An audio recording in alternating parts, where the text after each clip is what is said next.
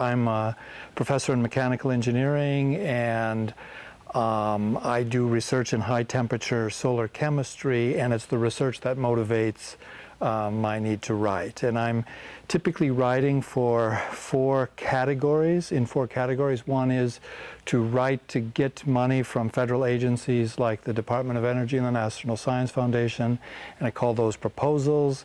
If we're lucky and we get funded, then we have to write reports, quarterly reports and yearly reports describing our progress.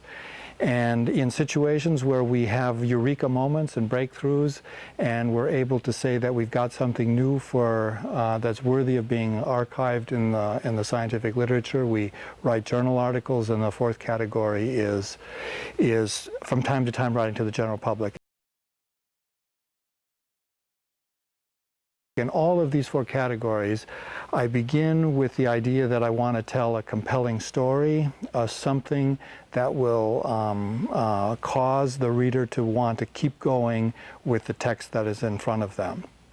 And between the content, of course, is a bit different between the four categories, and the style is also different. It has a lot to do with the audience. For example, the type of story I like to tell with a funding agency or a proposal is to be sure that I can convince them that we've got this tremendous problem that, if resolved, will be of tremendous benefit to the United States, if not to all citizens of planet Earth. And the problem, however, is that our state of knowledge is at this particular place, and we need to fill that gap between there and where we are in order to resolve it, and then to use the prose to convince them that we are capable of answering the question that needs answering to fill in the gap, and that we're the very best place to do it.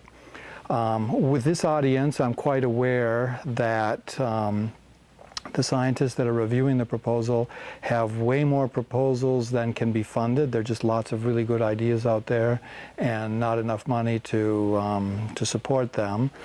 They typically are very busy, have lots of proposals that they're reviewing, and so I generally approach it by saying to myself that they have to understand the transformative nature of what I want to do almost without reading the proposal itself. So the strategies are to ensure that almost on every page they're seeing the red line that's running through the entire development of the proposal. That changes a bit when we're fortunate in writing an article for a peer-reviewed journal. There, I expect the reader to be, it's part of their daily routine to understand what's going on in the literature, to enjoy the time to walk through and understand the arguments that we are creating, and so the style reflects that. I actually have three people that I rely on all of the time. Two are friends of mine, a married couple, one who teaches Spanish literature, the other is a retired professor of physics. The third is my wife. She also is trained in science and is a good command at language and writing. But the thing that's interesting is that Carol, the friend of mine, I have her look to see that there is good coherency throughout the piece that I'm writing. She's just got this terrific sense of what a good story is and how it has to hang together. And I use Roger, the retired physicist, to comment on the clarity and accuracy of the arguments themselves, the scientific arguments that are made. And after I have their input, I then pass it on to the second Carol, my wife, who then looks at it again after I've made changes that were suggested. All three of them have a terrific command of the English language with huge vocabularies, and that plays an important role in helping that the writing is concise, that we use as many words as we need, but no more.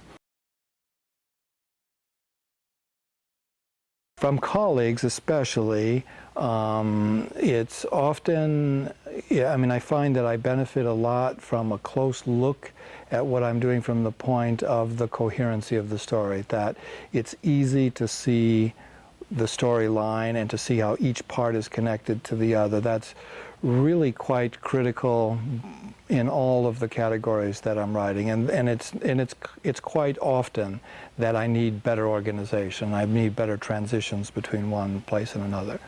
The most enjoyable critique I get in a peer review, and it happens from time to time, is an odd one. It's the reviewer will be commenting to the editor, saying that this was really easy to understand. And I'm not sure if that's a good thing. And what that means is, in a scientific environment, often people are supposed to struggle and not to understand very easily. And so the reviewers get worried that the science isn't rigorous enough if on first reading they understand what I'm talking about. But I so enjoy that comment, and I tell the editor I have no intention of making the text difficult to read.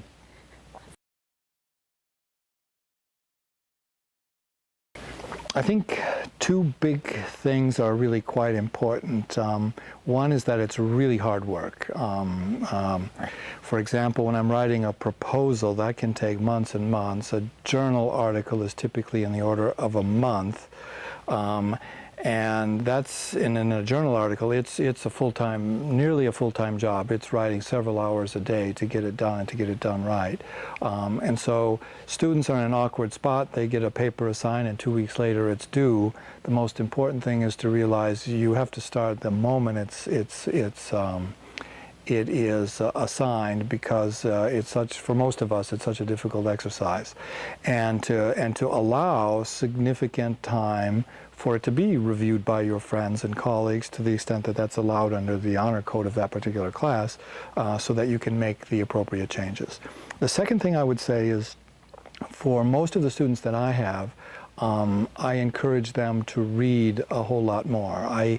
I'm convinced that you're going to become a better writer the more that you read, and you're going to fall in love with the way certain things are done, and you're going to start to mimic them a bit, and eventually find your own style that fits in. It's, you know, it's like anything. I tell my students, imagine you trying to play basketball and have never seen a basketball game. It's really quite helpful to see the masters at play as you develop your skills. So I every Christmas time bring in bushel baskets full of books and recommend they ask their parents for various titles for Christmas presents, so they can begin this process of increasing the amount of reading that they do.